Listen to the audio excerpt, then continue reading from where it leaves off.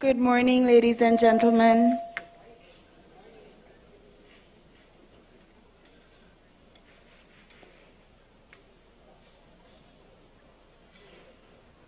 Before we begin, I just want to extend an apology from our technical team. The rain delayed some of their setup this morning, so I know that some of you were already seated while they were getting things together, and we hope that everything will run smoothly this morning. Thank you for your patience.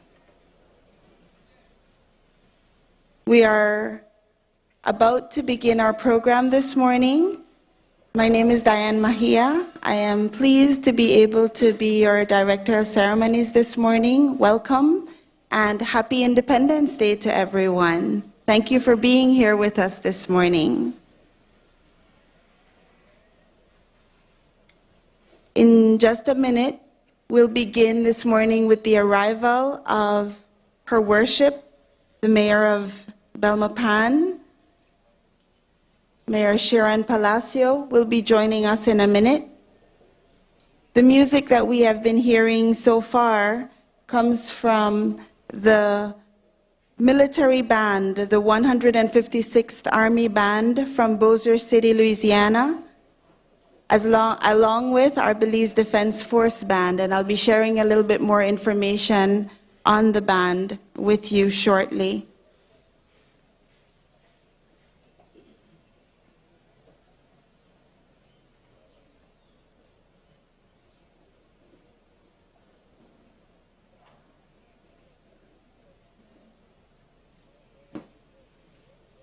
Okay, ladies and gentlemen, we begin this morning announcing the arrival of the Mayor of the City of Belmopan. Her Worship, Mayor Sharon Palacio, is now coming in this morning.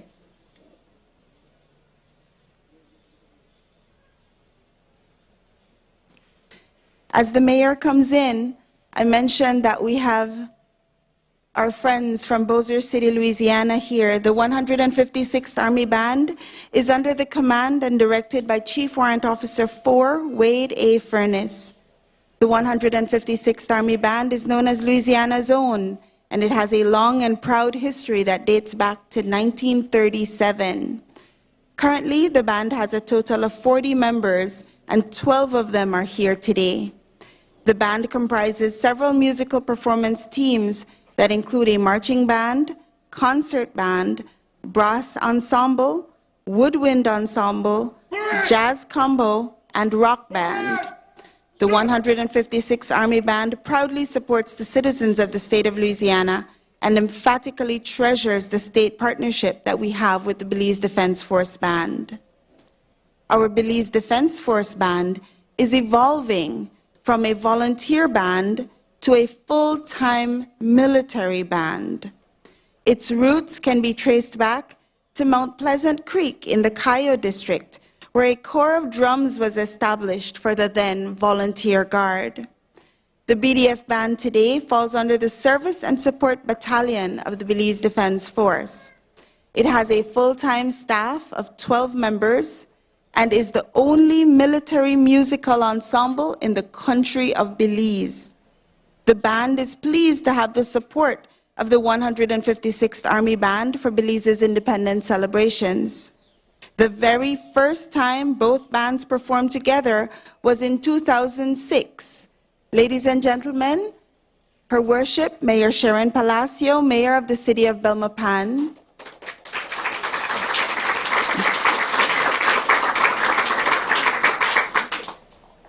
Good morning, Mayor.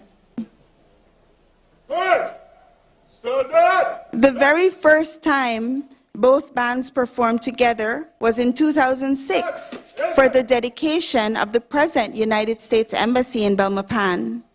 The day-to-day management of the BDF band is done by Staff Sergeant Trevor Major, the bandmaster. The administration is the responsibility of the Director of Music, Major Kevin Campbell. Ladies and gentlemen, the mass band of the Louisiana National Guard and the Belize Defense Force.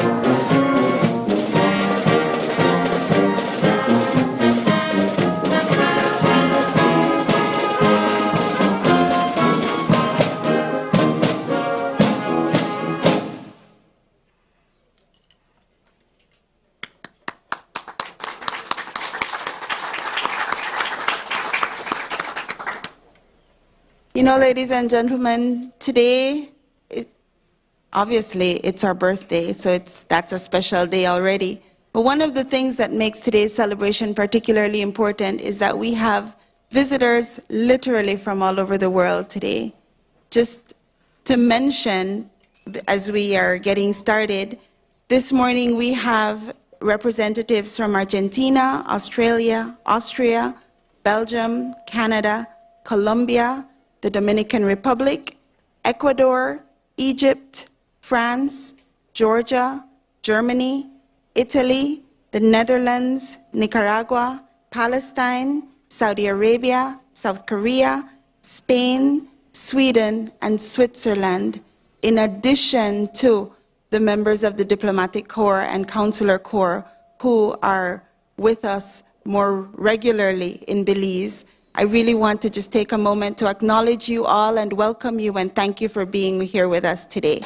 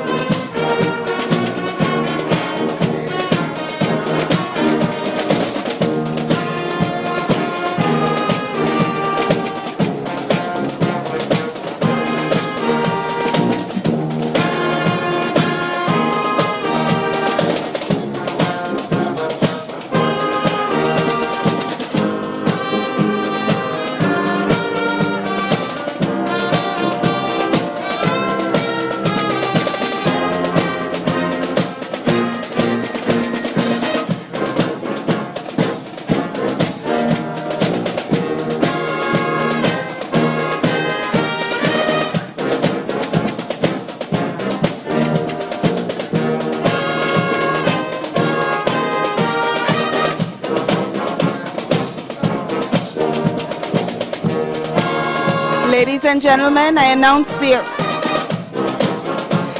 the arrival of the Leader of the Opposition, the Honorable Moses Barrow.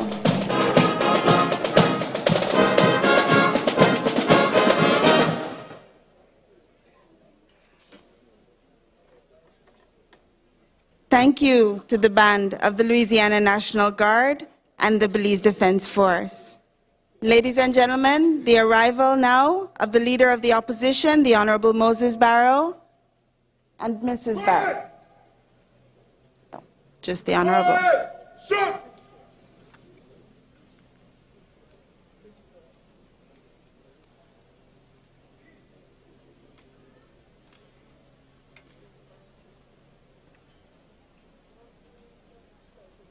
On September 10th, 1964, the father of the nation, the Honorable George Price, addressed our people. And he said then that we unite to build a nation. Ladies and gentlemen, the Leader of the Opposition, the Honorable Moses Barrow.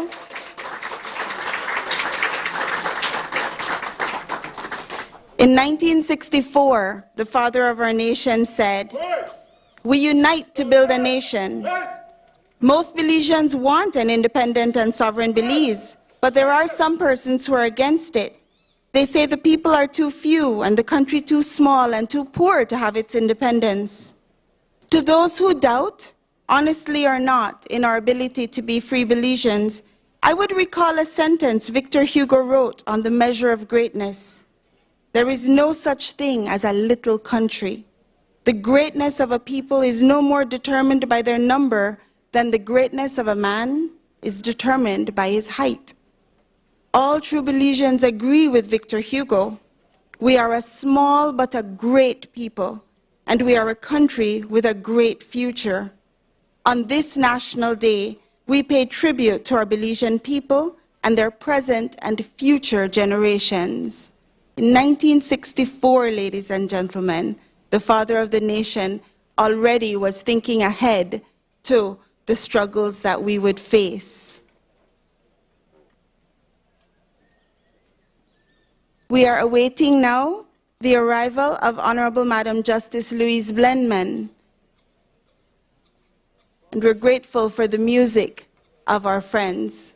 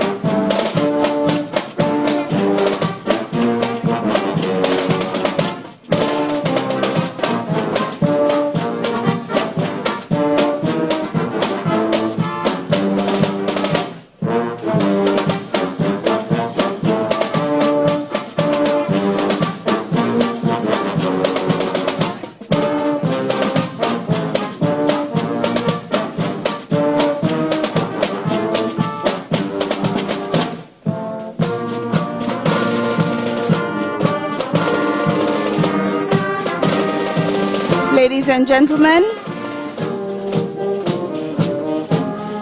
we now have the arrival of the Honorable Madam Justice Louise Blenman, Chief Justice of Belize.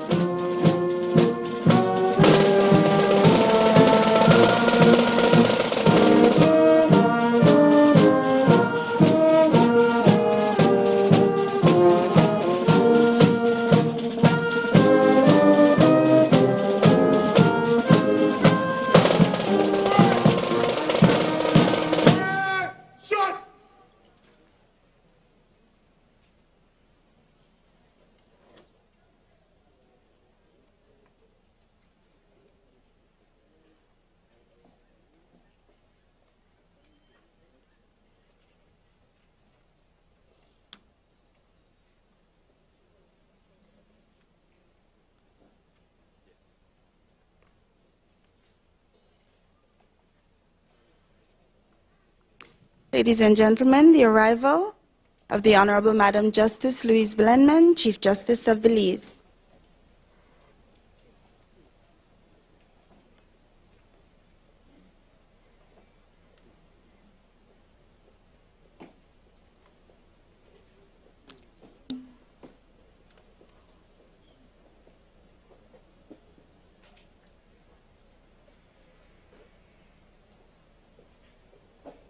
You know, ladies and gentlemen, the Premier made a speech in May of 1979. There was a convention happening, and he said at that speech, "The period in which we live can be a blessing or a curse. Whatever happens, let us make it a blessing for all people. All is not lost.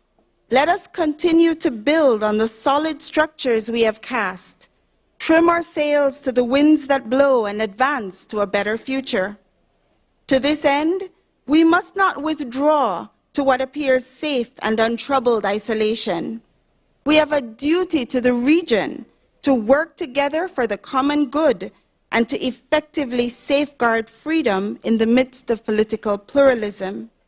We have a duty to the region to promote justice and equality in a truly participatory society so that applying rightly the power of science and technology, we create resources for all to share and thus rescue humanity from underdevelopment. These are the objectives that loom before us. Let us go forward with the prayer that that the God of the universe, almighty and eternal, bless our work and guide us by his counsel and fortitude. 1979. How true is it? The period in which we live can be both a blessing and a curse. His words resound today. As we wait now for the arrival of our Prime Minister, I invite our band once again to thrill us with their music.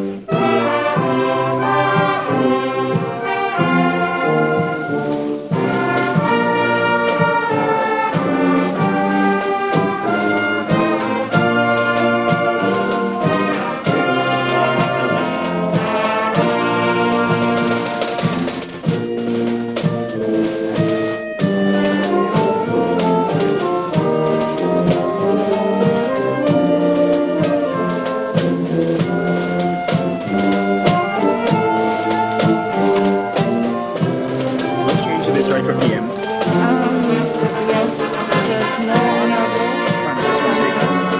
And then we're just adding in the members of the clergy. But you can write. Do you have any more of this?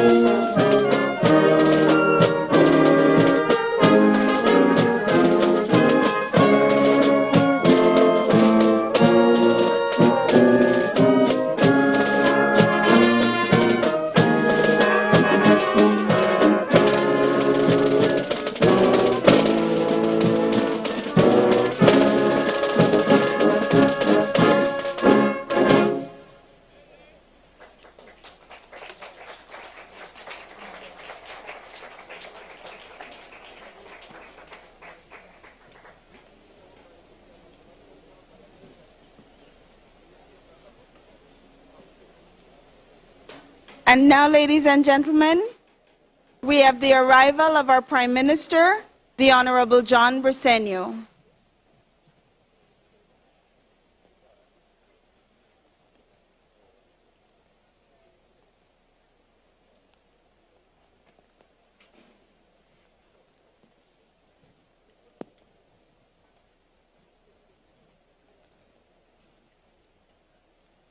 When you live in a tropical country, you cannot be deterred by rain, even on your nation's birthday.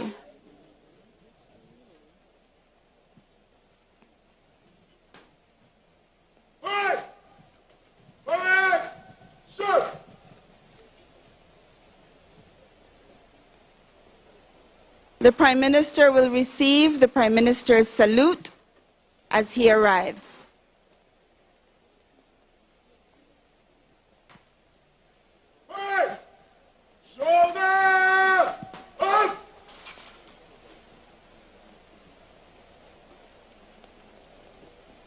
Ladies and gentlemen,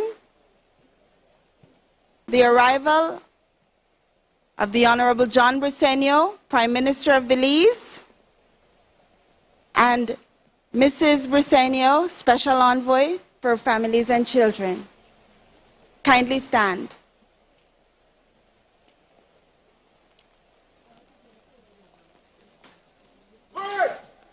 General salute! Reset! Up!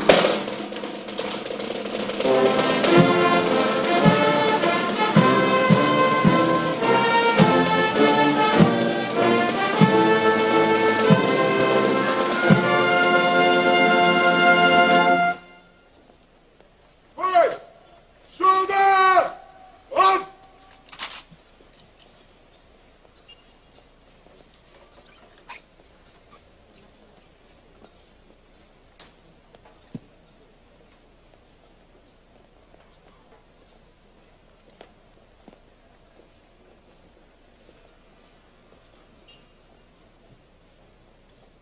Join me in welcoming our Prime Minister, the Honorable John Briceño.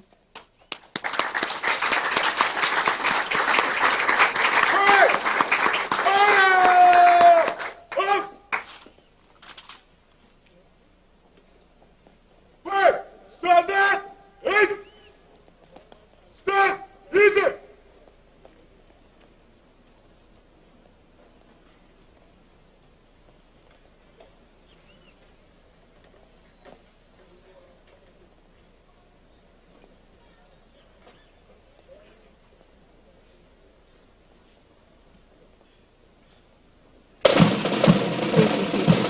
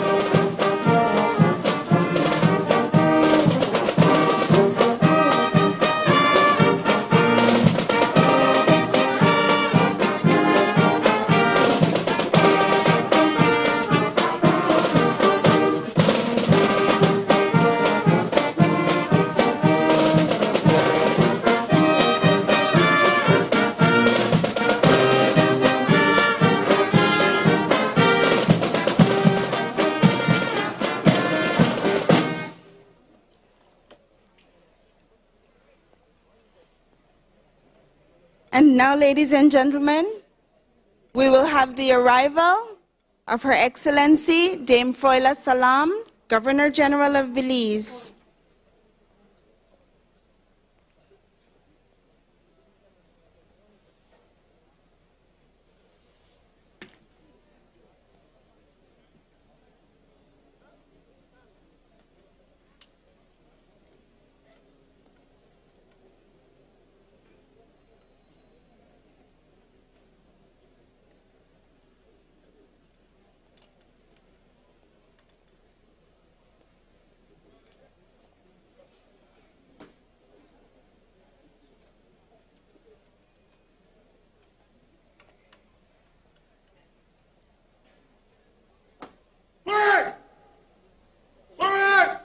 Shut!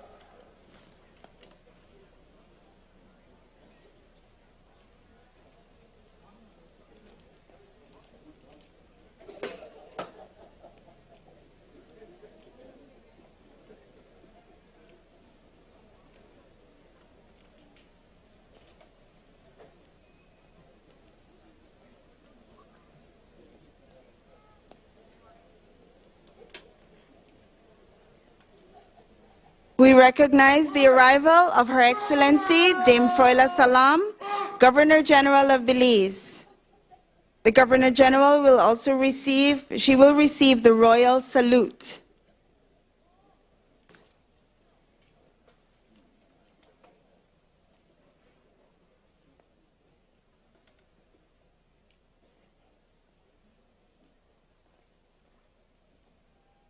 We also welcome retired Captain Mr. Daniel Mendez. Royal salute! Present! Halt!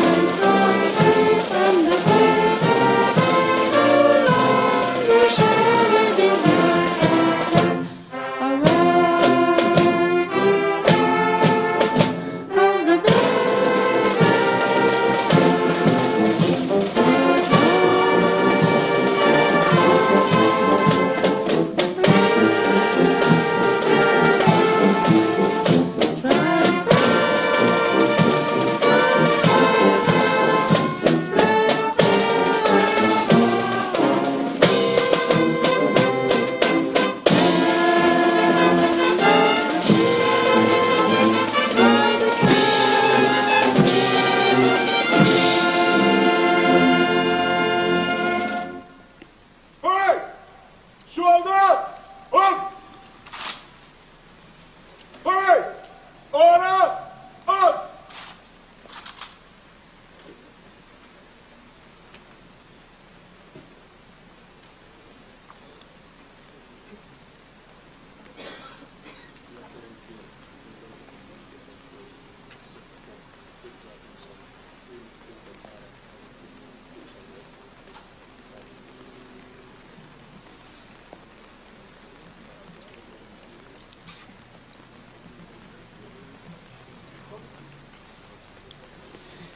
The Governor General will now do the inspection of the Guard of Honor.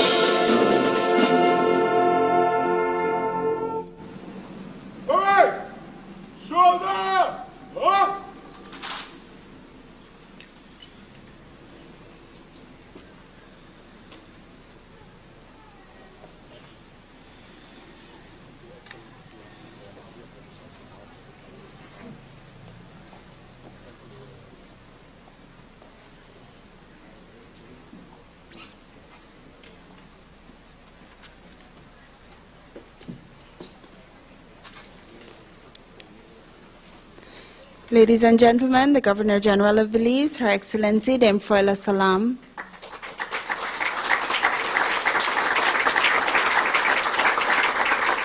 And we will now see the march off of the Belize Defense Force.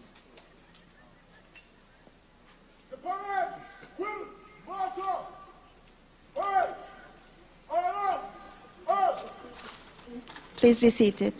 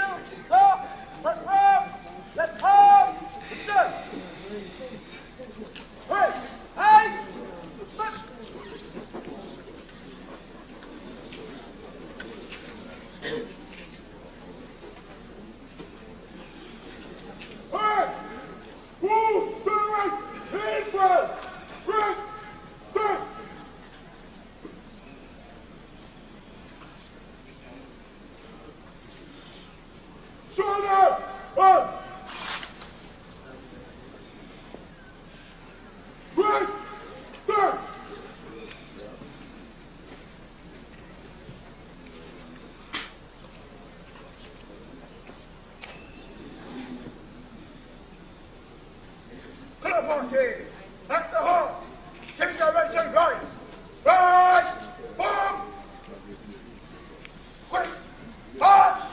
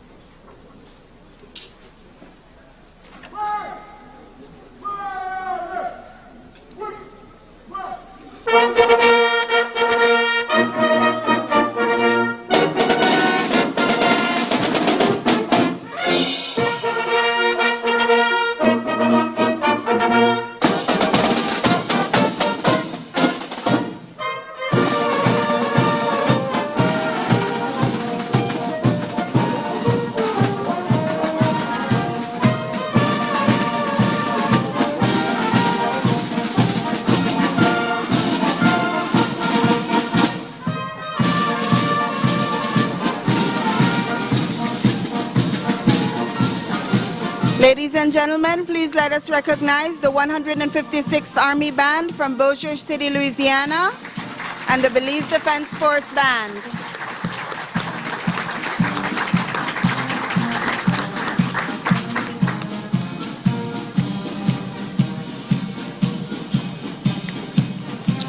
Good morning again to everyone.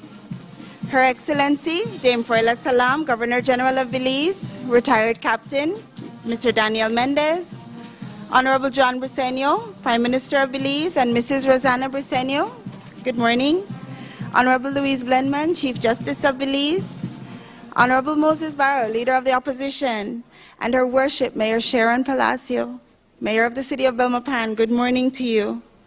Speaker of the House of Representatives, President of the Senate, members of the Diplomatic Corps, members of the House of Representatives and the Cabinet, members of the Senate, members of the clergy, chief executive officers, heads of departments, other government officials, distinguished guests, ladies and gentlemen, my fellow Belizeans, happy Independence Day. Good morning to you all. Good morning. Good morning. Thank you. Now we're talking. Yeah, right? It's absolutely wonderful to be here with you today. We're grateful to you all for being with us to celebrate Belize's 42nd birthday on this morning. We will begin our ceremony with no more fanfare we begin this morning with the invocation by Major Jonathan Kelman. I call Major Kelman to come to deliver his invocation to get us started this morning. Good morning, sir.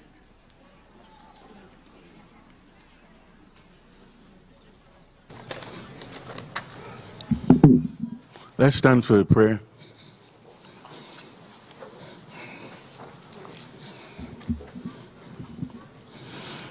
Almighty God, we stand here today with hearts of gratitude as we commemorate the achievement of independence for the nation of Belize 42 years. From the time our flag was first raised, we have declared in our national prayer that we would not feel fortified on our journey of development unless we were covered by your provision, your protection, your guidance, and your presence. And at the age of 42, we once again pause to affirm our faith in you and our dependence on your grace and your mercy. We thank you for those who have made their contribution to the positive development of our country, but have passed into eternity since last year's independence celebration. We remember them, we appreciate them, and we will endeavor to build on the legacy left by them. But as we lift our hearts to you this morning, we pray that from proud Rio Hondo to Old Sarstoon, through Coral Island, over Blue Lagoon, every citizen of this country and every resident who calls Belize their home will endeavor to embrace and personalize the ideals of this year's independence theme. We see that you have carried us through the ravages of a pandemic, natural disasters, and economic challenges. And therefore, we ask you to help us to live united, with hope fully ignited, walking hand in hand all over this land, and working side by side, hearts overflowing with pride. Fill us with inspiration and renew our vision. Bless the leaders of this country. Provide for every family. Comfort the grieving and lonely, and guide us safely to 43. In the name of the Father, the Son, and the Holy Spirit. Amen. Thank you. Please be seated.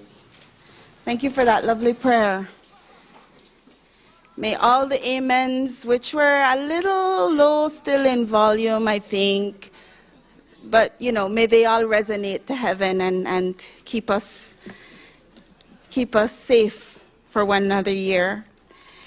I would like to now call Her Worship, Mayor Sharon Palacio, Mayor of Belmopan, to deliver the welcome remarks this morning.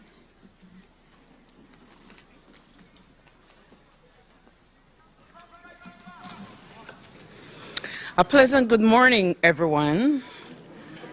Protocol has been established, so it's a massive welcome. Bienvenidos. And in my language, I say mabuga. As your mayor of the nation's capital, it gives me great pleasure to welcome each and every one of you.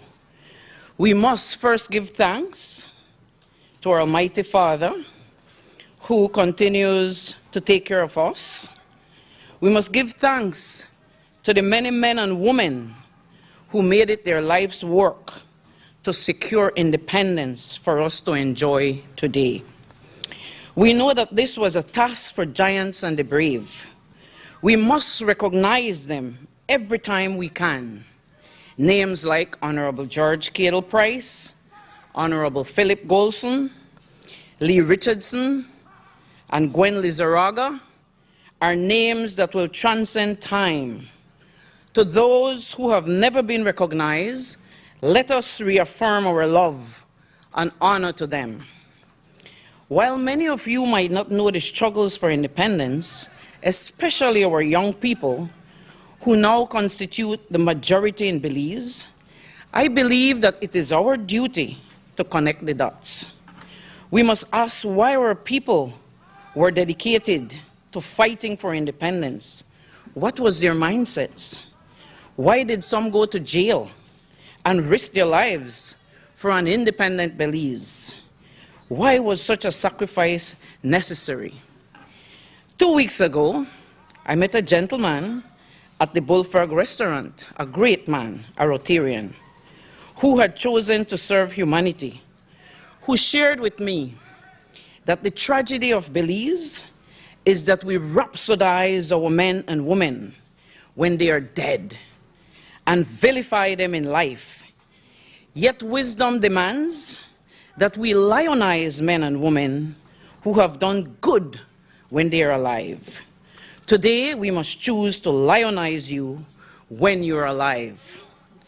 As people, we are still entrapped in our colonial thinking that even though world trends require a shift, many continue to hold on to the old system. My fellow Belizeans, it is high time we break the shackles that keep us from progress. To change, we must. It is not in the current psyche of most Belizeans, both male and female, that a black Garifuna woman is nothing else except the object of charity that deserves our mercy and pity, incapable of contributing to nation building. To change narratives, we need to change behavior and first realize our self-worth and our self-belief. Our leaders and citizens constantly conform the European caricatures and objects of pity. Listen, we cannot win the narrative battle by arguing in pockets. They are happy to see us talking about our localized and indigenized oppression, but now is the time for us to make a change. Let's not engage in this romanticist view that there can only be one way to learn. We must first indigenize knowledge, learn from each other the diverse cultures and traditions. We must diversify who we learn from, as everybody has something to teach, and we must domesticate what we learn. As the first female mayor of our garden city, I have had to stand firm for principle and be the David amongst giants to accomplish the impossible. Ladies, don't you ever think for a second that being a woman in leadership in Belize comes with any special privileges. Women, we have a long way to go. To change the trajectory for women in politics, we need our men. Remember, we do need two wings to fly. And if one wing becomes incapacitated, the bird will not be able to fly.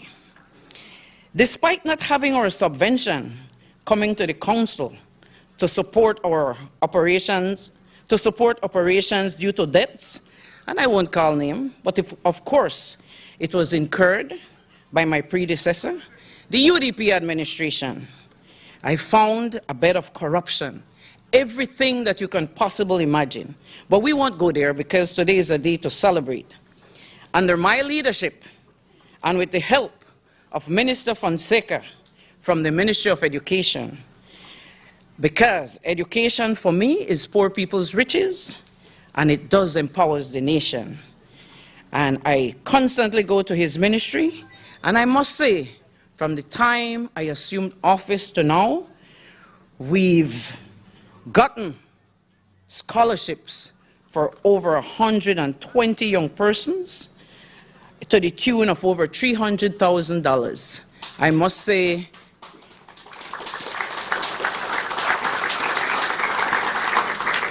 a million thanks to our Honorable Briceño's administration.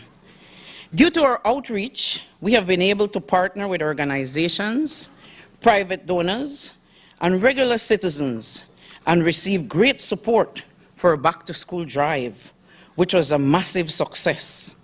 This council facilitated small businesses in Belmopan, and thanks to our business community, who have shown great support and confidence in their mayor, to the extent that I've acquired the name, the People's Mayor.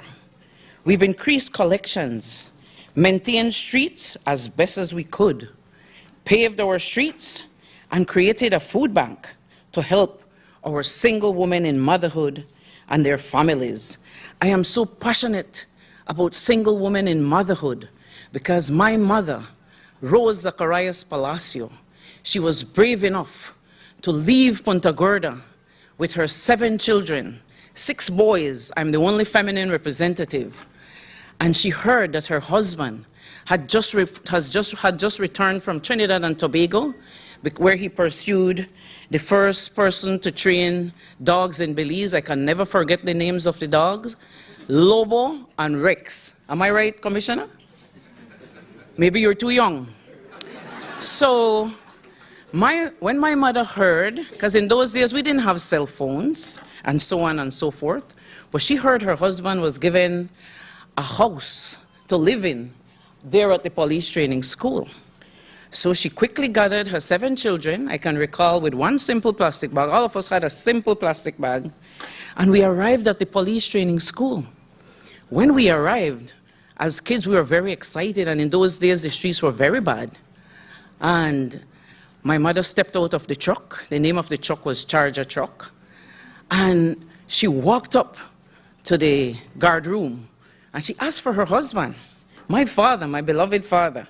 My father spinned around like a top.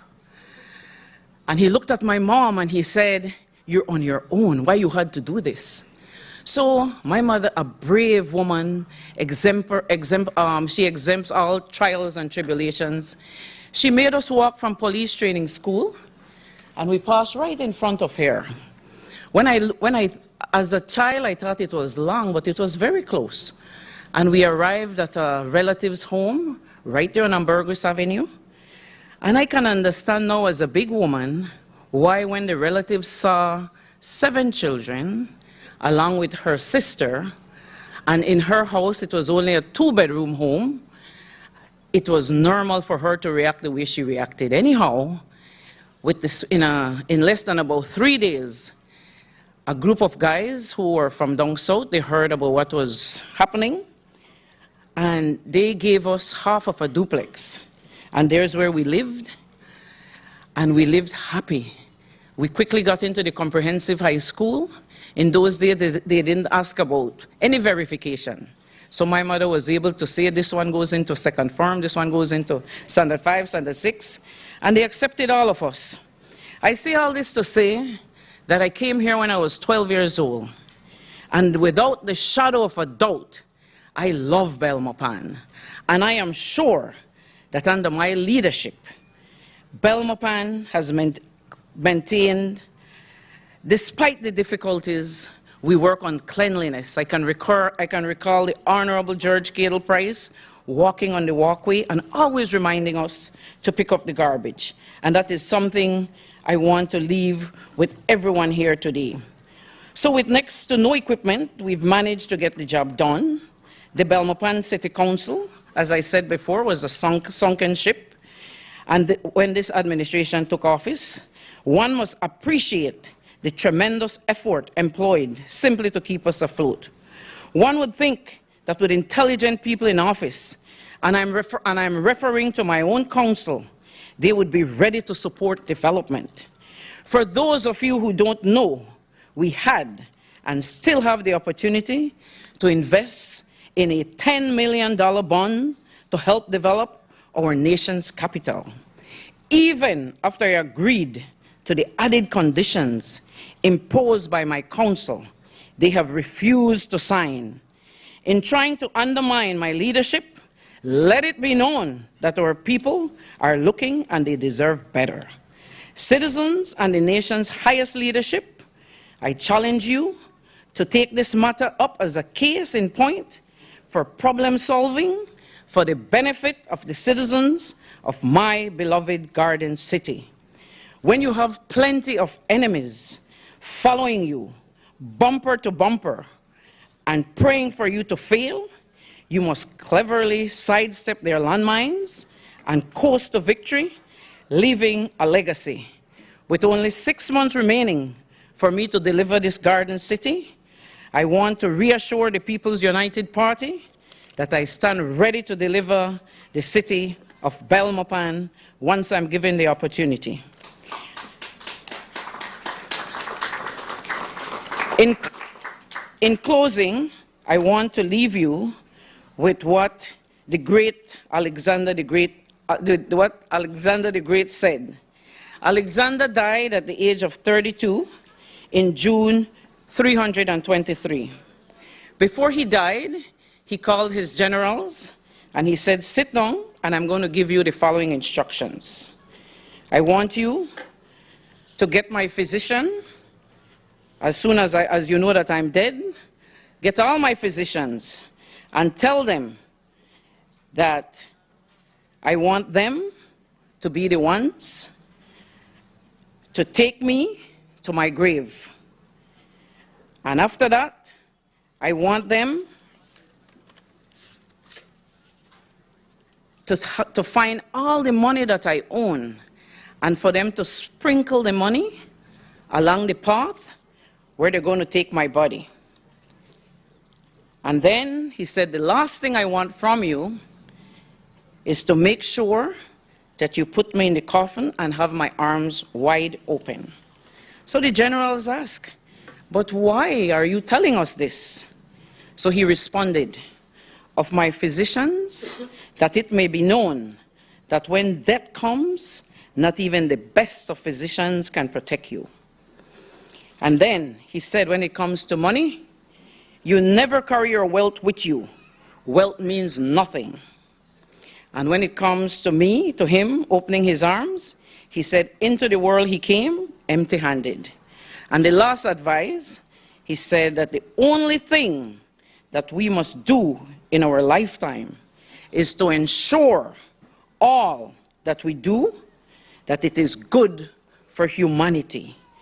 Hope ignited, hands united, vision renewed. Thank you very much. In my language, I say, Sereme. Muchas gracias.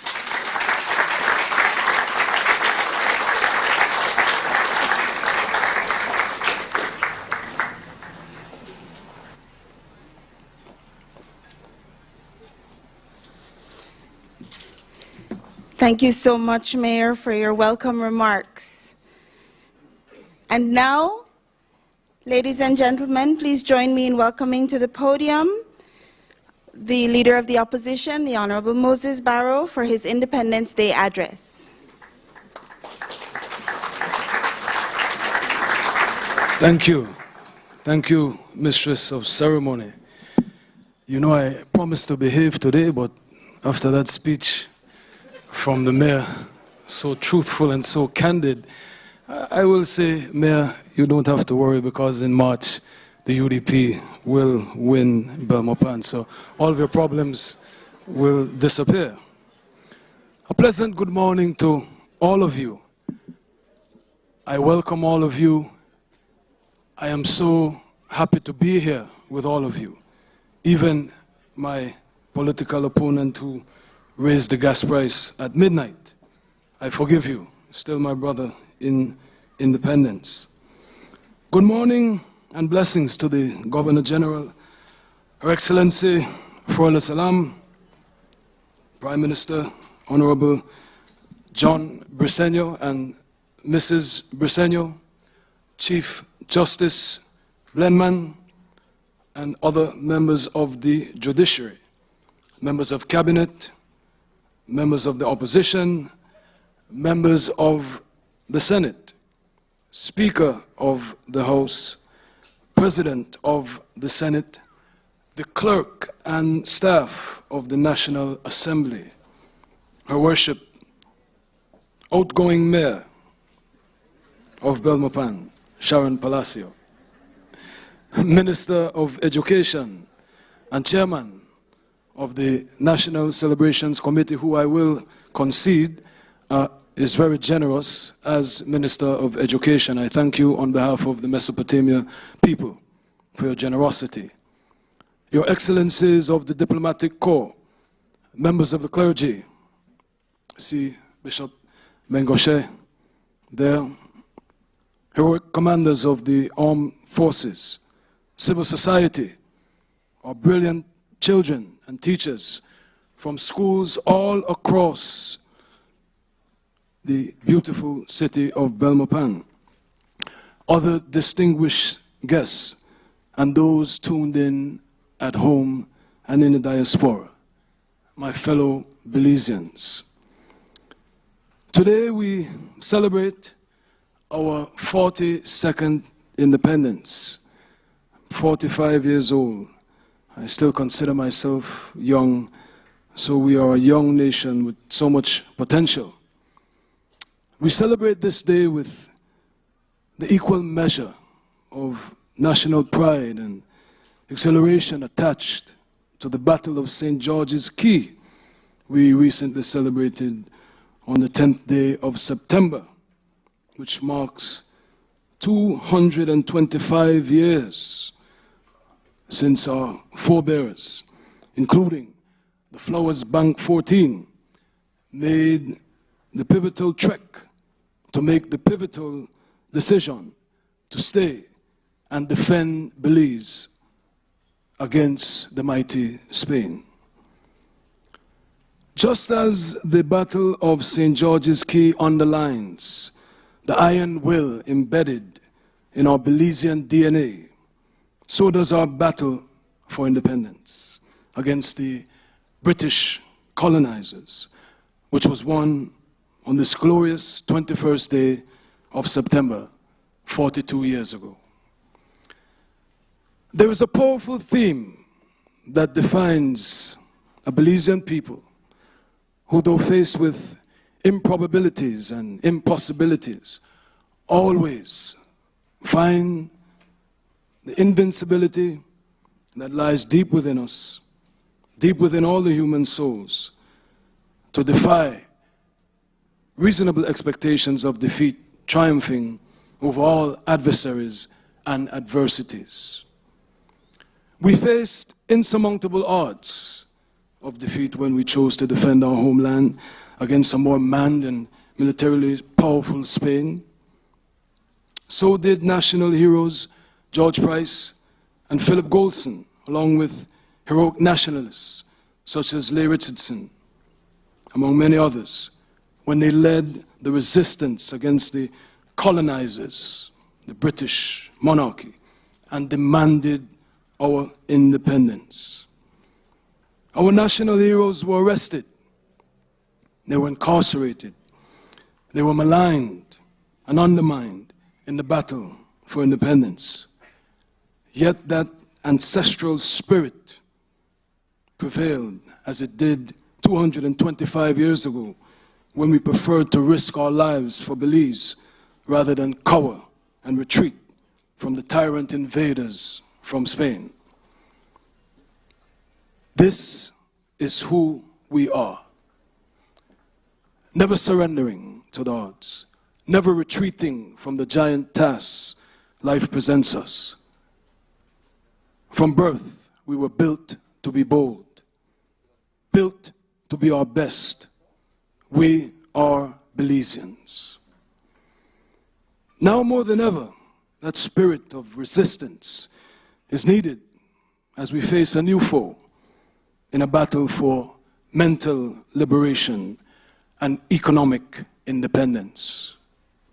The Flowers Bank 14 did not make their way to Belize town to cast their deciding vote, to stand and fight the tyrants from Spain, who had one of the most powerful militaries in the world.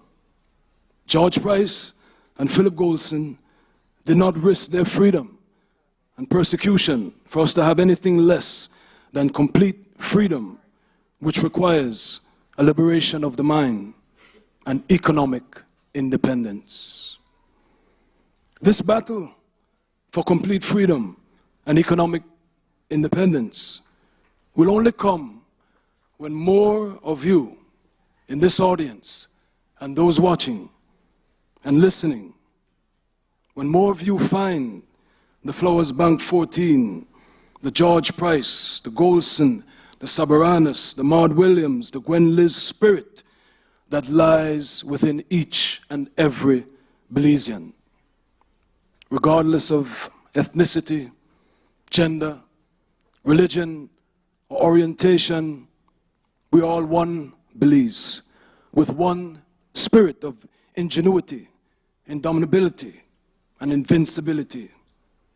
that we must find within our souls in order to triumph over the despots who stand between poverty and wealth creation, illiteracy and access to education as a human right, access to quality public health care as a human right, affordable housing as a human right.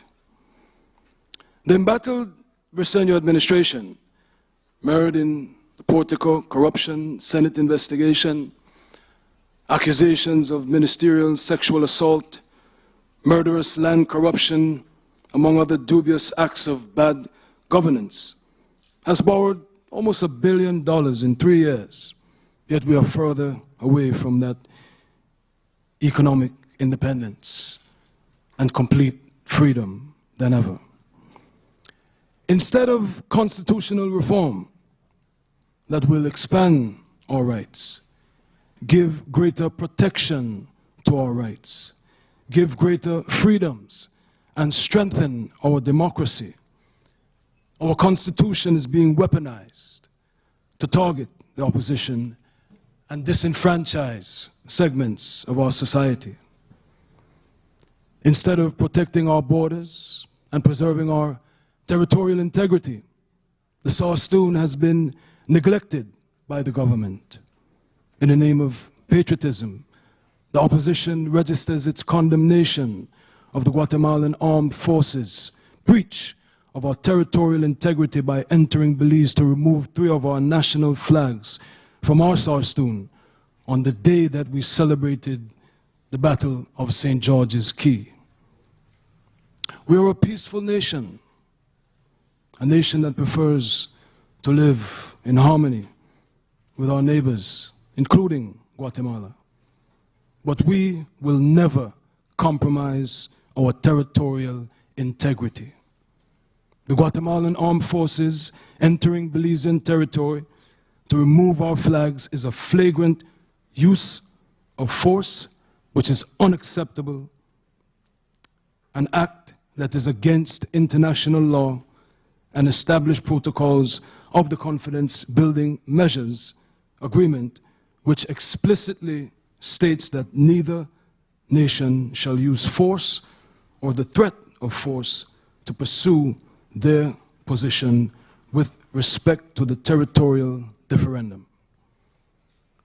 The BTV and all Belizean women, children, and men should not face intimidation, aggression, and harassment by the Guatemalan armed forces when traveling to our territory at the Sarstoon. The Briceño administration must accept its share of blame for this latest violation by the JAF due to its neglect and abandonment of the Sarstoon forward operating base, constant patrols of that area of our territory. The House of Representatives recently approved $1 million to construct a new Sarstoon FOB a few months ago. Some of that allocation should have been used to immediately construct a makeshift dwelling for our military to remain stationed at Sarstoon to ensure our omnipresence in that area of our Belizean territory.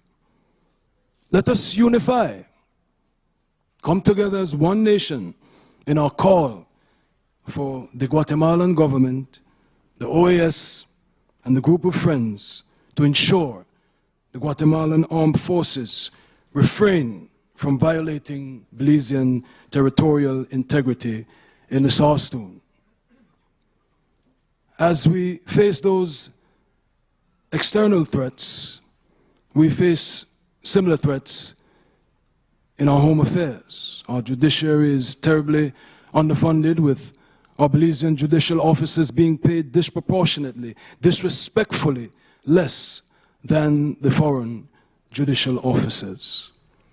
I love my CARICOM brothers and sisters, but this is certainly not what Michael Manley had in mind when he was championing regional integration. On the eve of our independence, our judicial officers are protesting at the High Court due to insufficient pay and inadequate security.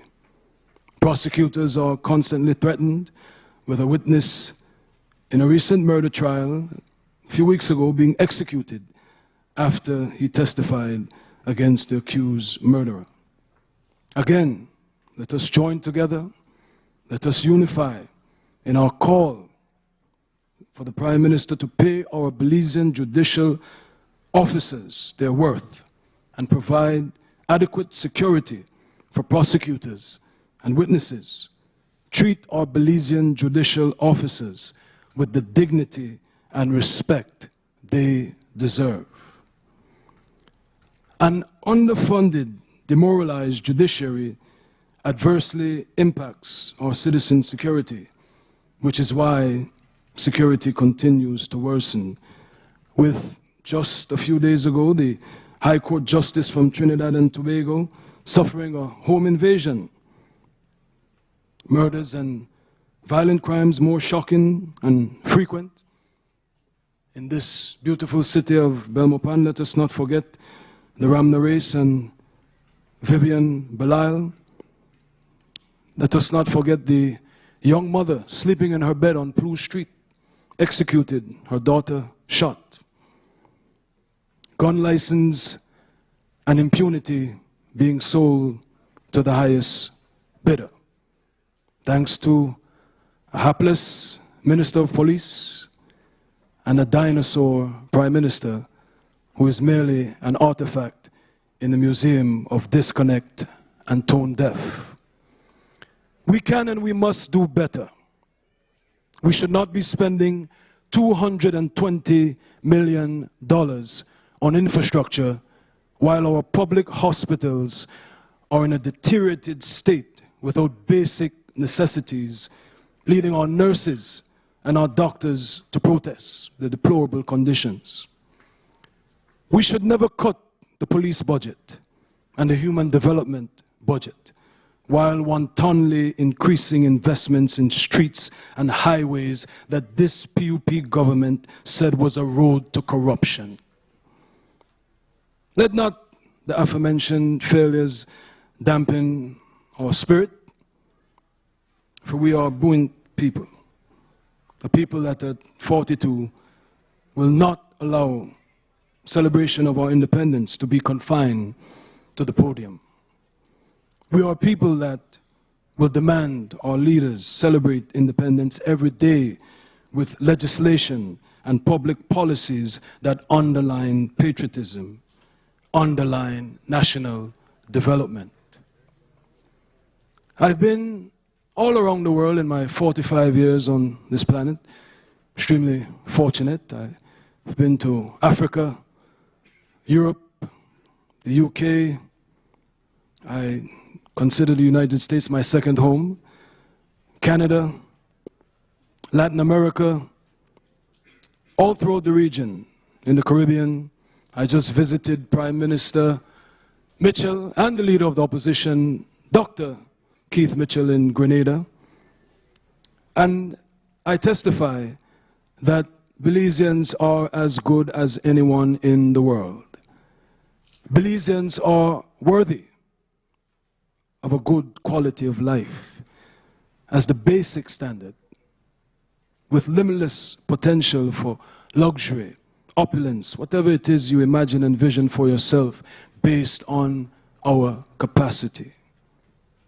At the very minimum, Belizeans deserve quality public health care, access to education and vocational training, affordable housing, citizen security, access to financing for entrepreneurship, whether in the orange economy, music industry, or any MSME. Belizeans deserve it all. Just as we deserved our independence and the British dismissed us and they told George Price he was a madman, but he knew what we deserved. In our new fight, we deserve it all. That colonial mindset that we should just be happy to exist must be put in the dustbins where it belongs. And my UDP government in waiting will work with the Belizean people to ensure they get it all. Whether through protest, whether through activism, we will work with the civil society and all social partners to bring about the Belize that you all deserve. That is the beauty and the divinity of democracy. The people have the power, all the power. The power to elect, the power to reject. That freedom is what we celebrate today, because in colonial times we had no such freedom. Just as the Prime Minister raised the gas price at midnight, the Governor General back in those days devalued the Belizean dollar. Thank God for us, because that is what set George Price and Robert Turton, it's my mother-in-law's father, or great-grandfather, set them on the warpath to oust the British. That freedom to determine our own destiny, the freedom to choose who will represent us in the 2024 municipal elections. Madam Palacio, have no fear, the UDP will take care of Belmopan very well. And the next general elections, with all their flaws and failures, the one thing I must give the Briceño administration credit for, I must thank you for your ability to unite people from all walks of life in abject disappointment and disgust for the pain and suffering Belizeans are experiencing with the highest cost of living and the lowest quality of life ever. PUP, whether it is my good friend Mr. Smiling Meats, who thought foolishly that once the PUP came in he would do even better, and UDP, can't forget Santiago Castillo, who left the UDP to go to the PUP and now he's closing his business. There's no discrimination. All of us are definitely united. Our unison voice is a discuss with this government. In every municipality across Belize, the unity, as I said, is united with one voice, calling for this government to go, and to go now. OWT. Therein lies the glory of Independence Day, a celebration of freedom and democracy. They can't do this in Cuba. They can't do this in other countries where the opposition can take the podium and speak and give their opinion as to the state of affairs. Because we will never progress if everyone is sitting and clapping and telling the emperor that he still has clothes when he is obviously naked. With all euphoria and adrenaline of celebration, Independence Day must always be a day of sober reflection and renewal of purpose. While I'm sure the Prime Minister will tell you about his ribbon cutting of all the projects that the UDP government started, that they condemn, Coastal Road, Sartineja, Caracol, Halover Bridge, and the list never ends. He'll tell you about his anemic GDP growth, thanks to the highest fuel prices ever. We must accept that more Belizeans are impoverished than they were 3 years ago. Life is worse than it was 3 years ago. With us, we have a flour shortage, sugar shortage, rice and beans is the only thing that is left. No food security. It strikes me that perhaps the Prime Minister misread the teleprompter at the United Nations when he said he plans to reduce poverty by 50%, because he certainly has increased poverty by 50% since taking office.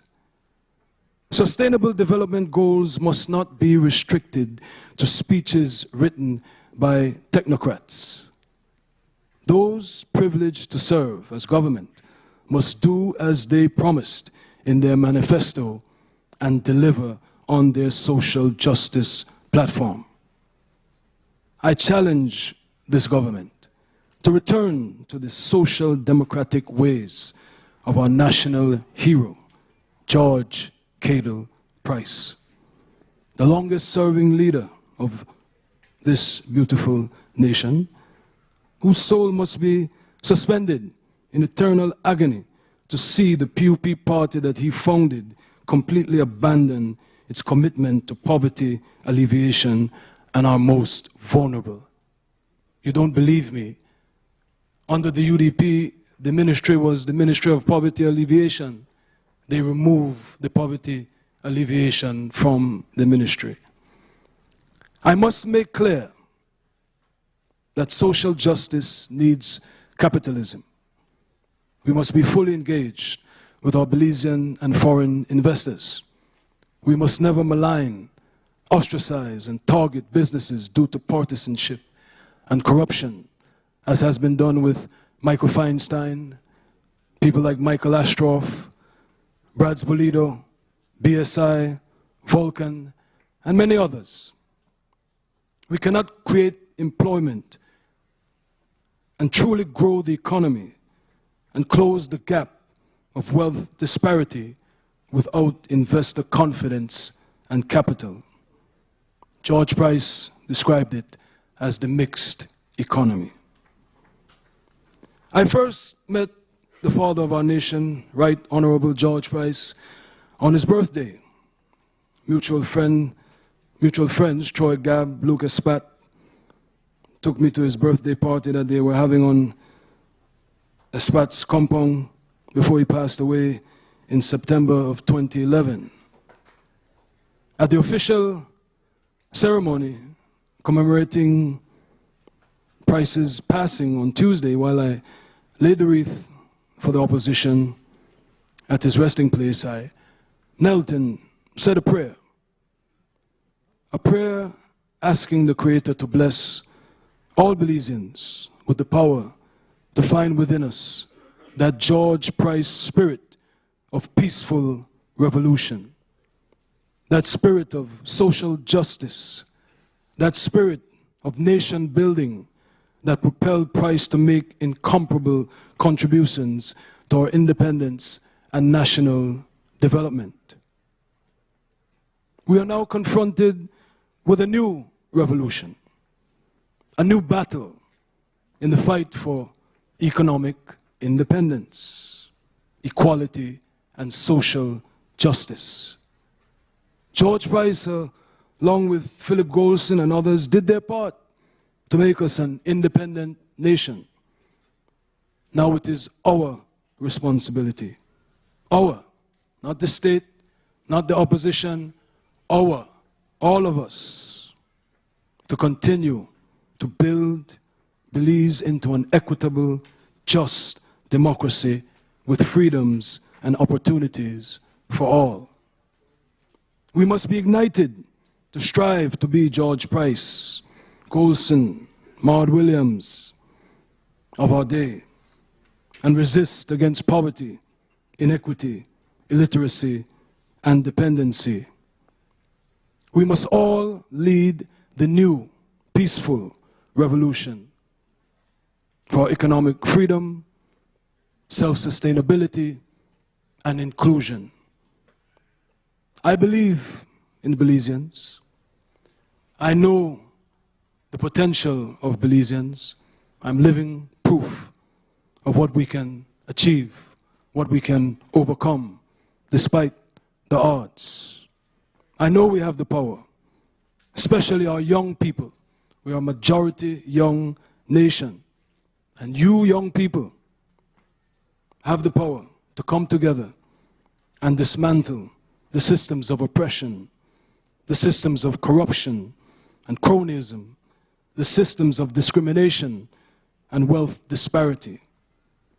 Belizeans have the power to reimagine what Belize could be and shatter all glass ceilings as we unite to fulfill our destiny for a more just, equitable, and better Belize.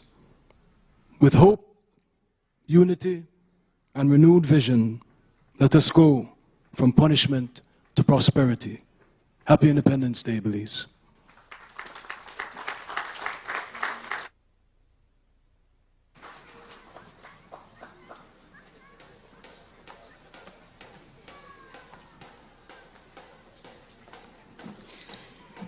Thank you for your remarks. Ladies and gentlemen, it is now my distinct pleasure to introduce to you something that I think will bring a smile to your face and a song to your heart. We're going to present to you a musical item that is a tribute to the iconic Belizean band, the Professionals. It's a medley consisting of some of the most memorable pieces from their repertoire being performed by the Benqueviejo Marching Band, along with vocalists Nicole Craig, Denise Castillo, Rojani Parriott, and Tremet Parriott, saxophone soloist Chris Bradshaw, and accompanying musicians. The music was arranged by Alexander Evans, and it's being performed under his directorship. Ladies and gentlemen, it is my pleasure to give you the tribute to the Professionals.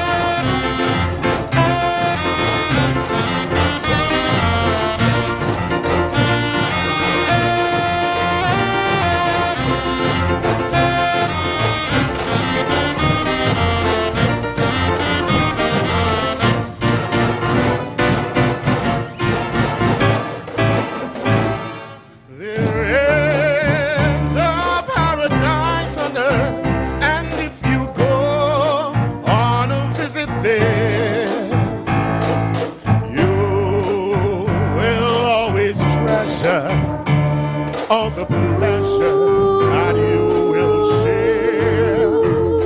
That paradise is birdseye, where you will find everything's okay. And if you are after fun and laughter, come here today. At bird's eye, open your heart to love.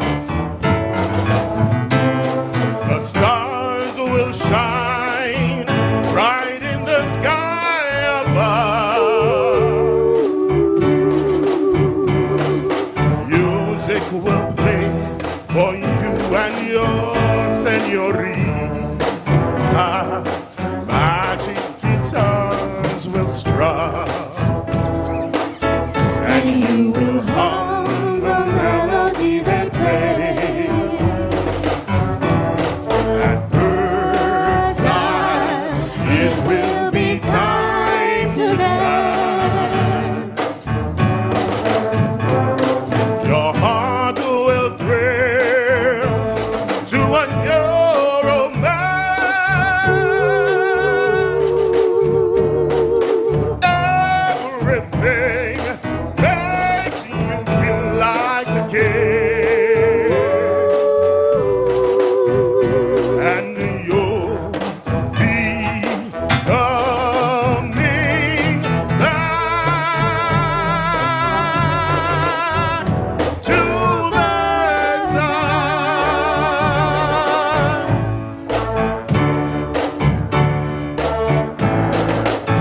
I can't take it. I'm so lonely, gee, I miss you so. I can't take it. Oh, I wonder why you had to go. But baby, every night I wake up crying. Tears on my pillow, pain in my heart, you on my mind. But baby,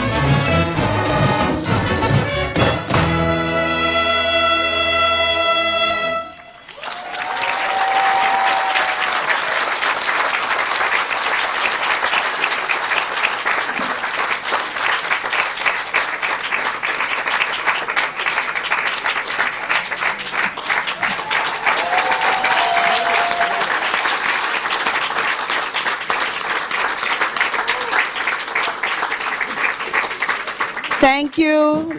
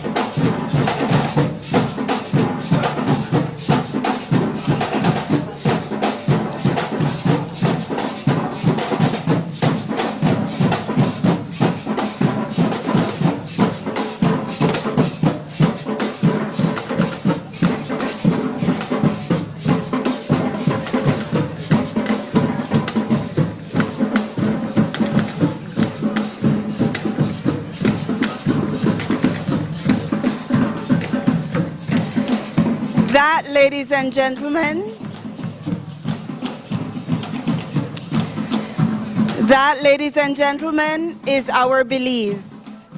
That is Belize.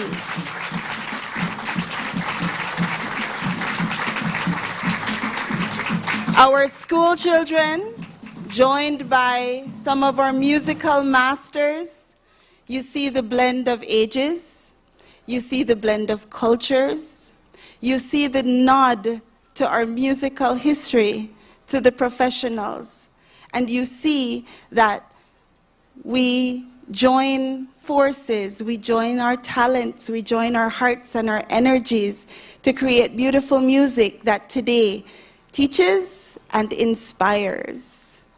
This, ladies and gentlemen, is our Belize. Happy birthday, Belize.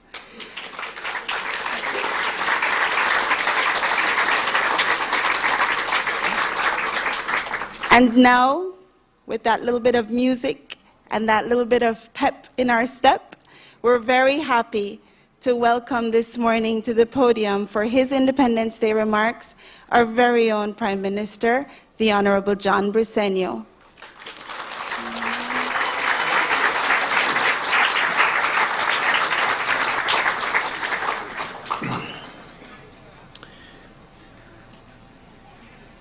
I need to start off by apologizing on behalf of all Belizeans. We Belizeans are loving, respectful, warm people. So I apologize on that display that we saw a while ago.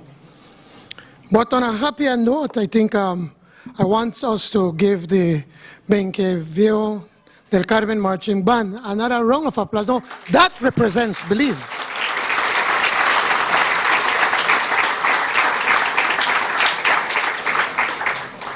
And Major Kelman, I received your message last night. I felt the sadness in your message that the Major is going to be leaving us shortly. He even made a point that his firstborn was born here in Belize, a Belizean.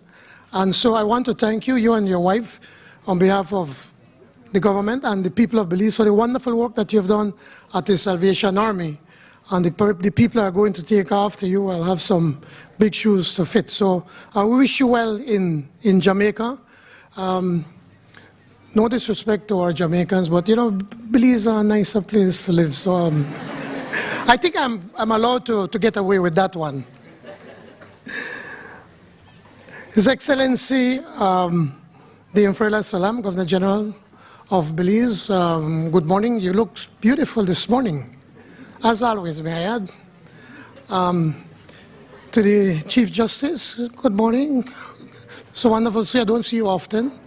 I've hardly ever speak to you, but it's also wonderful to be here with you. To the Leader of the Opposition, my brother. I say no more. Mayor Sharon Palacio, thank you so much for giving us your report on the work that you did here in Belmopan for the past 3 years. And you are right that usually women have a more difficult time. And trust me, I hear it every day from my wife. Rosanna always scold me about that, saying, well, no, men think that you know everything. Well, we don't. So thank you very much also for that the work that you have done for the people of Belmopan and by extension for Belize.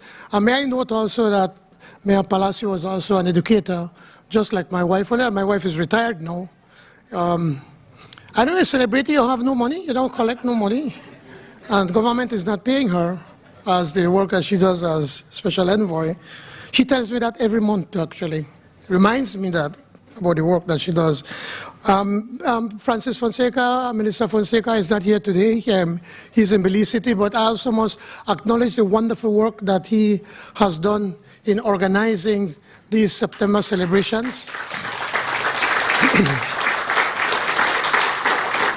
Actually, they don't refer to it as September celebration, so please forgive me, Cabinet Secretary, because you're going to scold me. Because growing up, we only used to celebrate from September.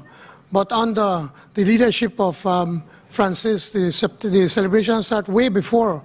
So now they refer to as the celebrations calendar. So I stand corrected, CABSEC. But I need to acknowledge the work that he and his team and Mitch and the Ministry of Education and everyone have been doing for the past I think this is the third year that they are CEO, the third year, right? That you are, congrats to everybody. Please tell them that we are so grateful and pleased with the wonderful work that you have done. I see Madam Speaker. At least they just referred Madam Speaker. They never put the other adjective, but thank you, welcome.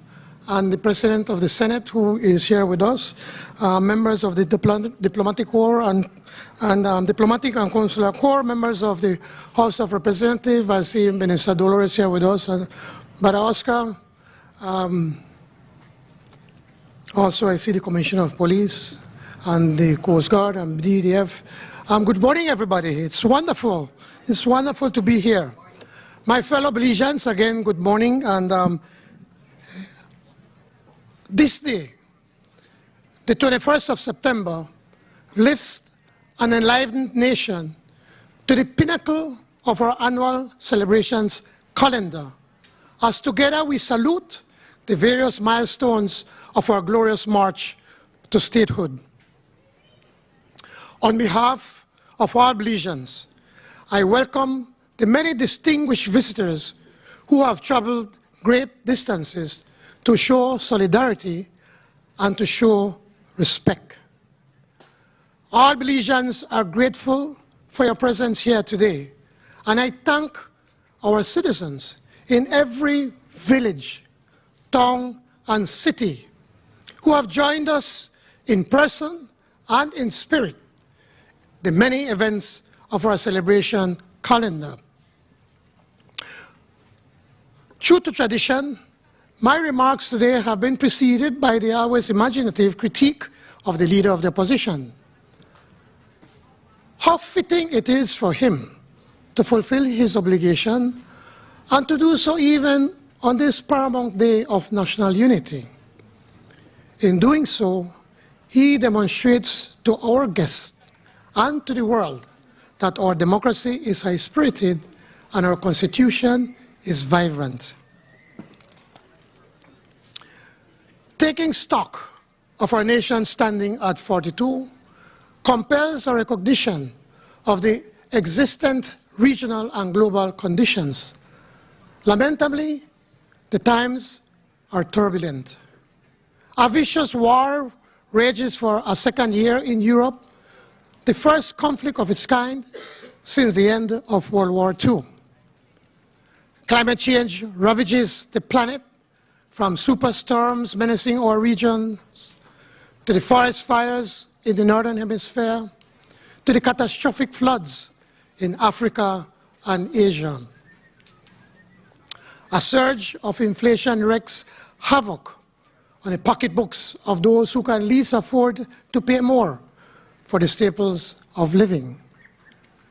A deluge of debt of every stripe, sovereign, personal, and commercial, risk reversing the post-pandemic recovery, threatening to erode decades of advances for humanity.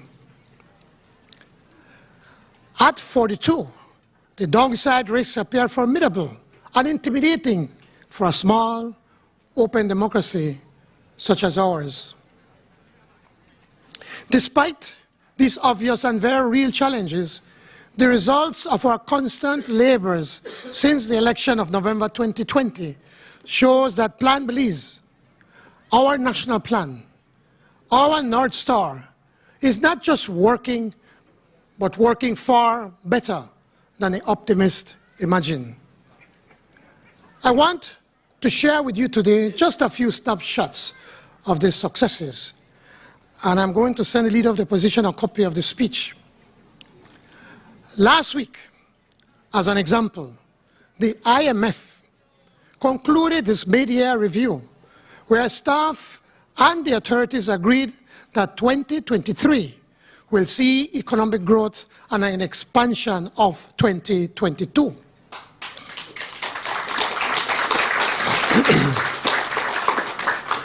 And just as Belize vastly outperformed the IMF projections in both 2021 and 2022, we are confident that 2023 will extend this trend of actual performance, surpassing forecasted performance. Presently, unemployment is at a historic low, 2.8%.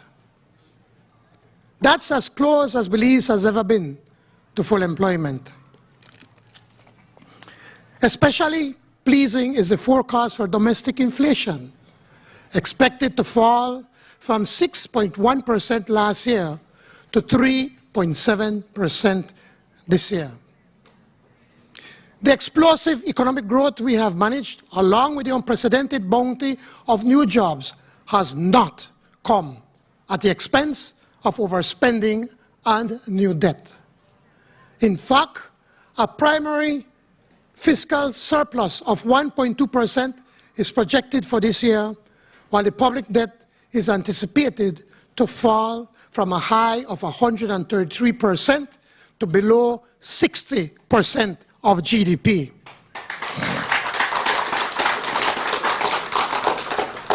And we are working to reduce the public debt by significant margins.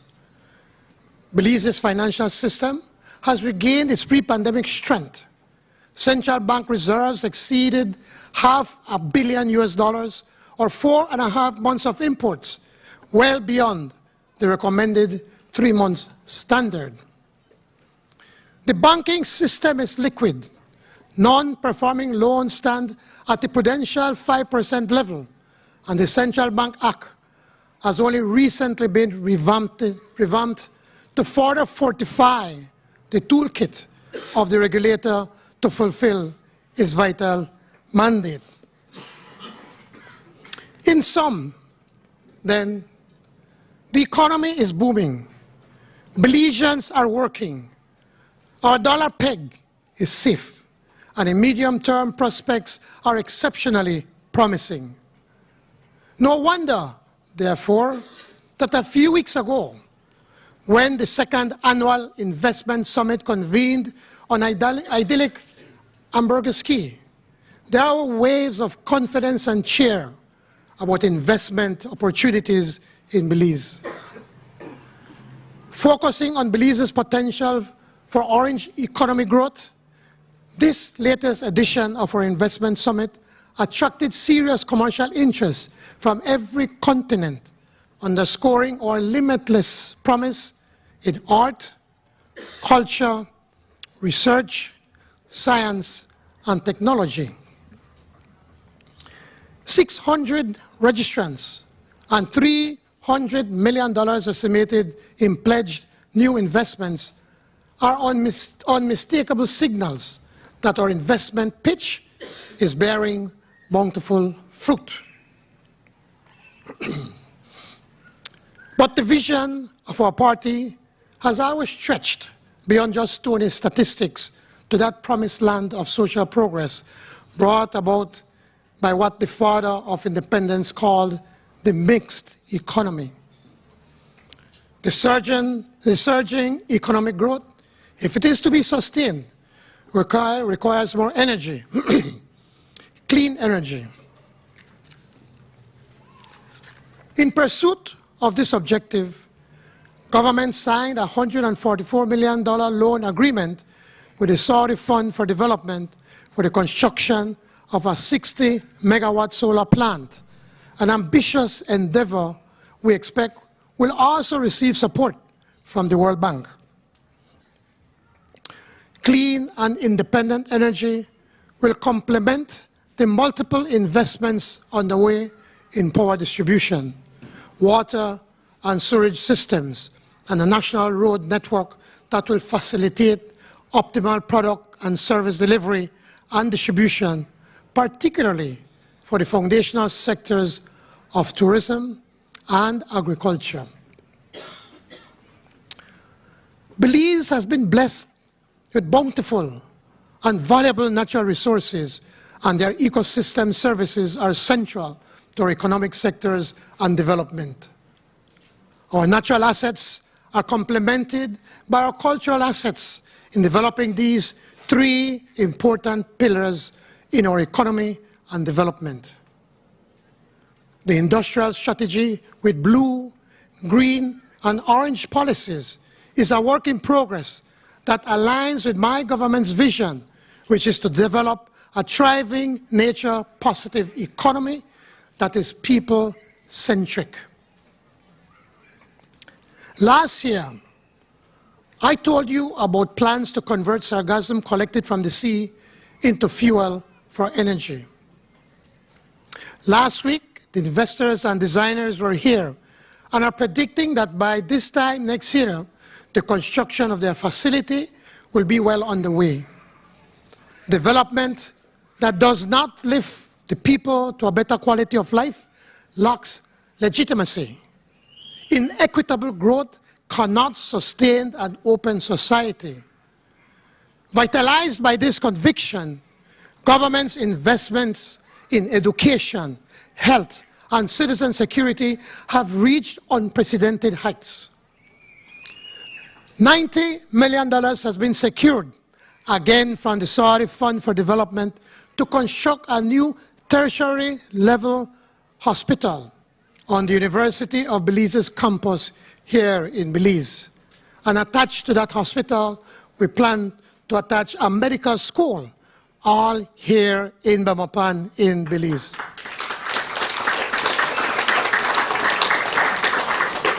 This is the first new tertiary hospital to be constructed in 30 years.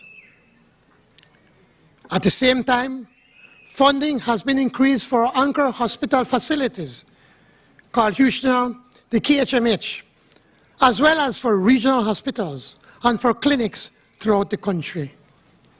This year, the NHI was expanded to include the Arjok district, bringing virtually free primary health care access to over 220,000 Belizeans. No less than 20 cents of every recurrent dollar in this new year's national budget will go to the education system. You could clap, Mayor. I was not referring to the leader, I was referring to you. Thanks. Van even a water hot.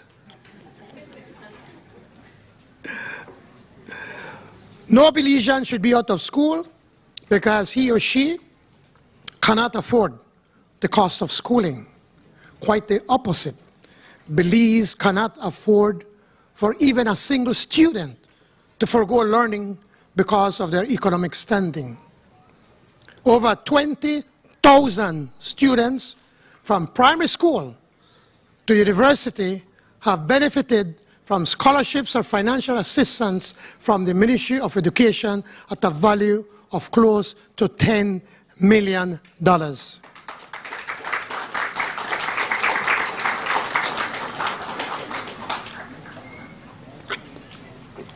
Madam Speaker, I need that fan up here. 9 schools are now a part of the Education Upliftment Project, Together We Rise, which provides free tuition, uniforms, books, digital devices, and healthy meals. This will expand to an additional 10 schools in the next fiscal year. As with so many countries in the hemisphere, citizen security remains a foremost challenge, primarily because of the so-called curse of geography. Drugs flow north, guns flow south. Their proceeds soil governance systems and pervert law and order. If multilateralism is a prerequisite to save the planet from the ravages of climate change, an equal dose of this medicine is urgently needed to suppress transnational crime. We are more convinced than ever that the core of these multilateral cooperation programs must focus on citizen well-being and citizen opportunity rather than solely security and law enforcement. At the root of migration is an absence of opportunity.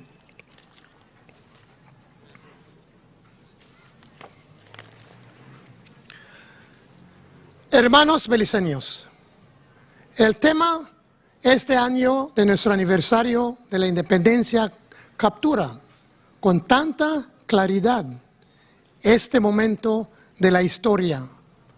Nuestra visión se renueva, nuestra esperanza arde y nuestras manos se unen en una marcha imparable hacia adelante. A los 42 años, como nación, seguimos enfrentando desafíos obvios y muy reales. Sin embargo, los resultados de nuestro trabajo constante desde las elecciones de noviembre del 2020 muestra que Plan Belice, nuestro plan nacional, no solo está funcionando, sino que funciona mucho mejor de que los optimistas imaginaron.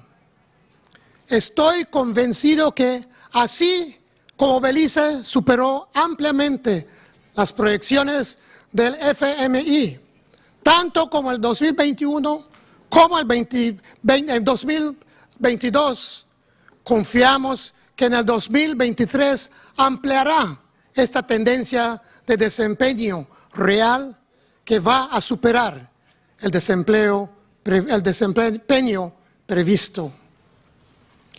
Hoy, como portadores de la antorcha de la causa perdurable, renuevo el compromiso inquebrantable que nuestro gobierno, con una nación más equitativa, más próspera y más inclusiva, en paz consigo misma y con la comunidad de naciones.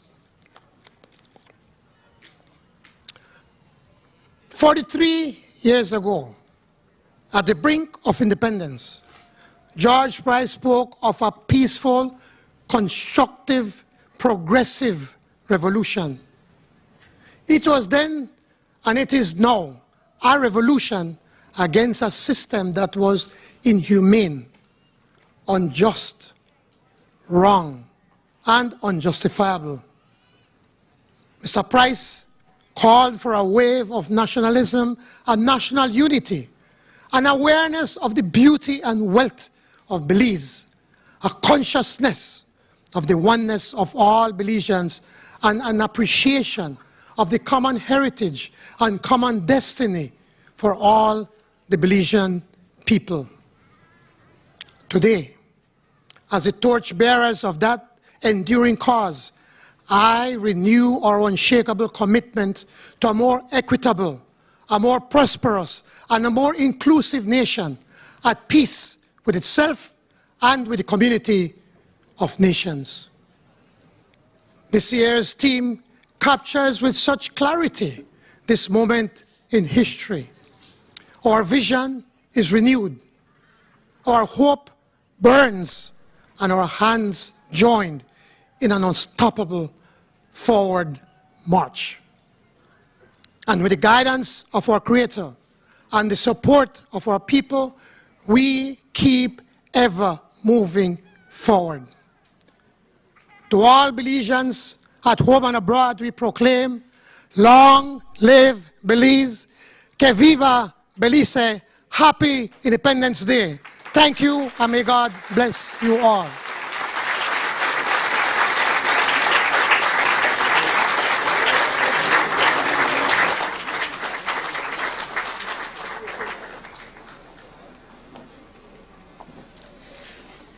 Thank you, PM. And now, ladies and gentlemen, before we disperse to enjoy our respective Independence Day celebrations, we all are invited to Orange Walk. So, you know, I hope somebody cooked lunch. We have one tacos. What else do we eat on Independence Day in Belize when we're in Orange Walk? We have one more treat for you this afternoon. Well, it's almost afternoon, it's morning. We have now a musical item that is going to be performed.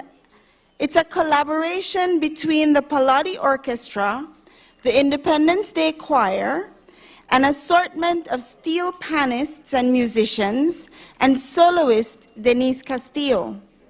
The piece they are performing, Umoja, was written, composed, arranged, and directed by Alexander Evans, and it was Belize's 2017 National Song Competition winner. Umoja is the Swahili word for unity. Evans wrote this song as a call to all Belizeans that we must all celebrate and embrace the majesty, beauty, diversity, and richness of our Belize, and that the future and prosperity of our nation is the responsibility of each and every one of us. That in order to create the utopia we all deserve, we must stand in unity. Ladies and gentlemen, it is my pleasure to give you the musical item, Umoja.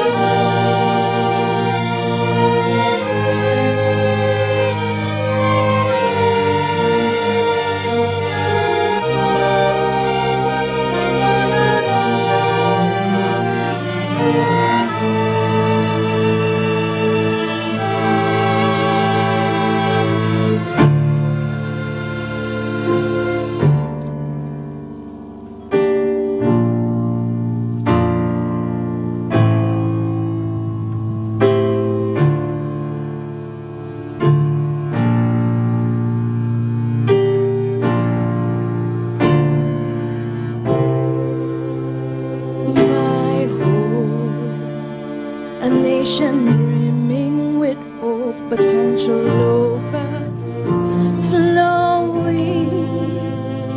My hope, a country budding with pride, whose beauty is unsurpassed.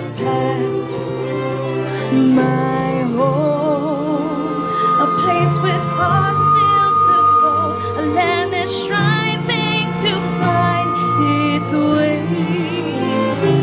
Our forefathers struggled for sovereignty, and now the fight is up to all are we. Stand in unity, yes, for the sake of our country. Now we must stand in unity, because it's up to you and me. My people stand in solidarity, rescue our community, fight for this true and we love, believe.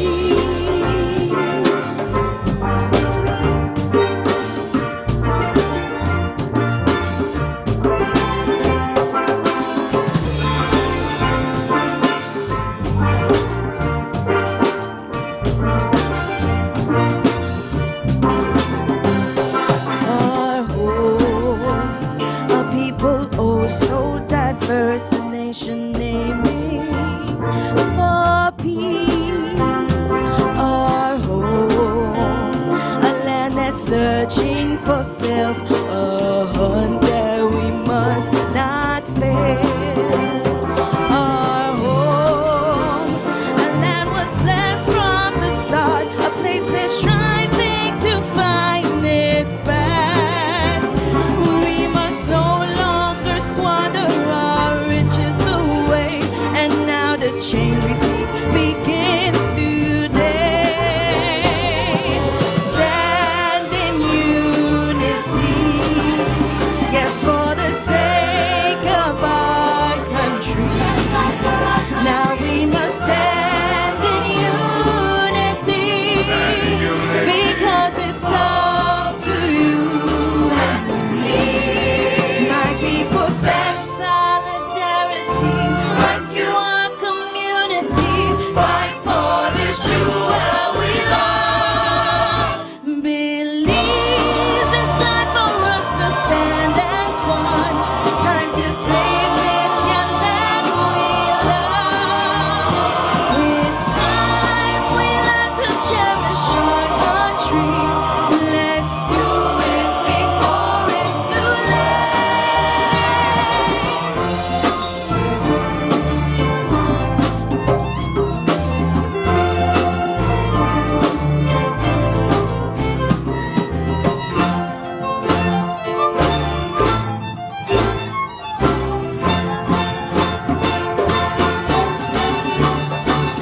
Stand in unity, yes, for the sake of our country.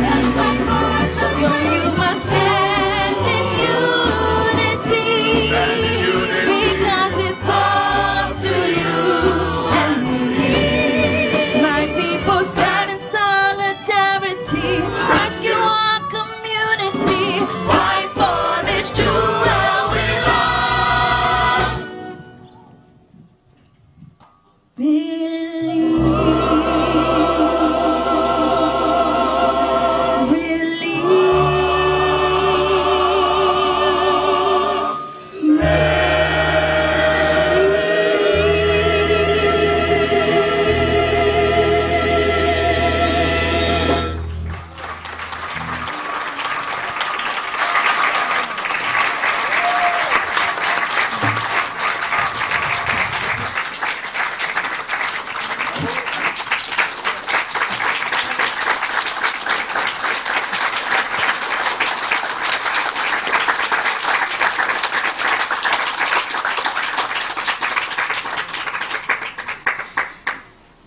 Thank you.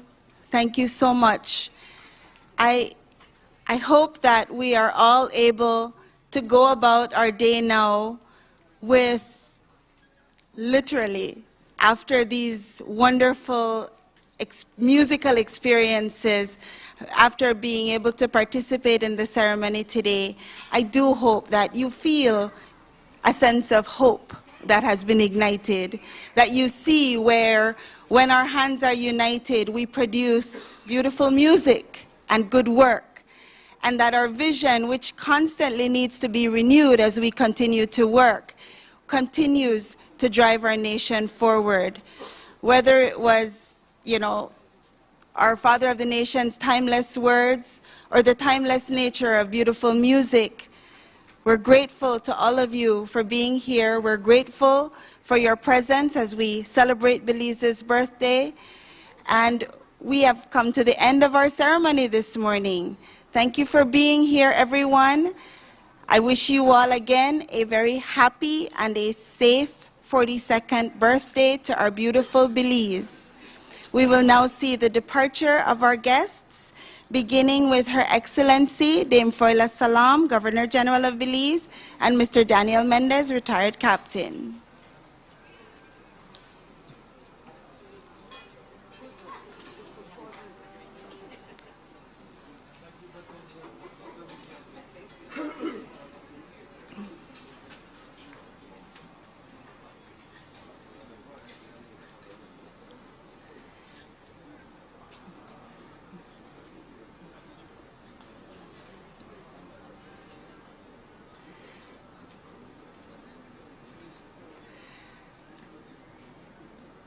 And now, we have the departure of the Honorable John Briceño, Prime Minister of Belize, and Mrs. Briceño. We'll see you in Orange Walk, PM. We'll see you in Orange Walk.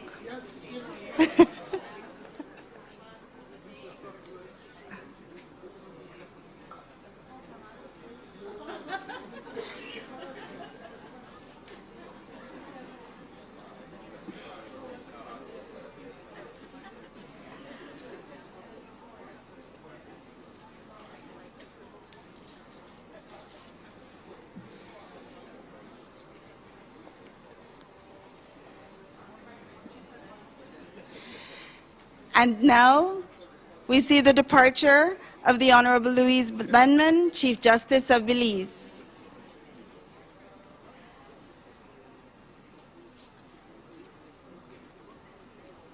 Thank you.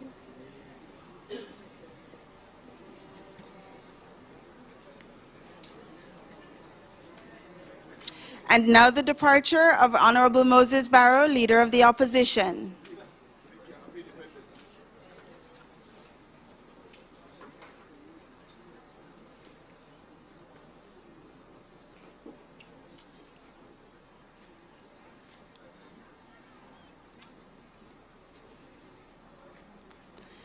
And we now see the departure of Her Worship, Mayor Sharon Palacio, Mayor of Belmopan.